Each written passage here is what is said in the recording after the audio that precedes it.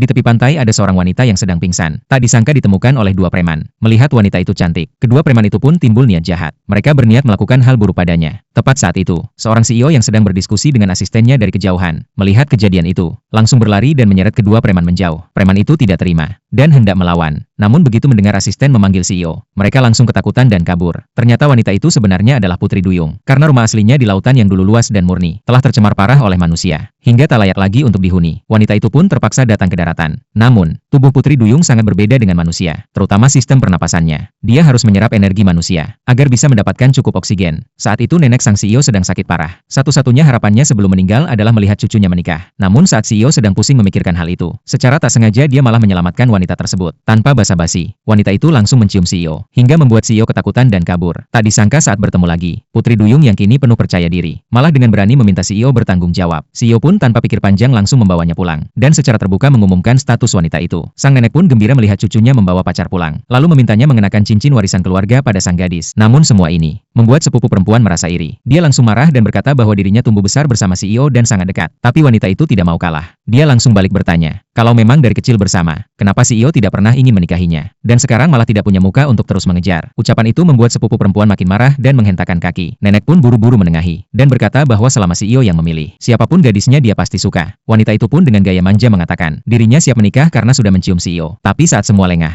sepupu perempuan itu sengaja menjatuhkan wanita tersebut, lalu mengejek sifatnya yang terlalu belak-belakan. Namun wanita itu bukan orang yang bisa diremehkan. Dia langsung mengambil segenggam tanah dan melemparkannya ke arah sepupunya. Kejadian itu kebetulan dilihat oleh CEO dan asistennya. Asisten langsung kaget bukan main, dan bertanya pada CEO apakah benar ingin menikahi wanita galak seperti itu. Namun karena terlalu emosional, napas wanita itu mulai tidak teratur. Tapi saat menoleh dan melihat CEO, dia merasa seperti melihat mesin pernapasan berjalan, dan tanpa ragu langsung memeluknya. Sepupu yang melihat itu hanya bisa terdiam karena marah. Sedangkan CEO malah memanfaatkan momen itu untuk meminta wanita tersebut bertanggung jawab. Mendengarnya, wanita itu langsung malu dan lari, meninggalkan CEO yang masih menikmati suasana. CEO lalu memerintahkan asistennya untuk mencari alamat keluarga wanita itu, dan mulai menyiapkan seserahan lamaran. Namun dia tidak tahu, bahwa kedatangan wanita itu punya tujuan tersembunyi. Ayah wanita itu pernah mengatakan, bahwa hati laut telah muncul di rumah CEO, dan menyuruhnya mencari cara untuk mengambilnya. Wanita itu awalnya menolak, karena tahu hati laut bukan benda mudah untuk direbut. Tapi ayahnya mengatakan bahwa benda itu bisa menyucikan laut, dan mungkin bisa membuat ibunya kembali. Karena itulah wanita itu akhirnya masuk rumah CEO. Namun saat asisten membawa seserahan untuk melamar, ibu tiri wanita itu malah salah paham, mengira CEO akan menikahi anak kandungnya sendiri.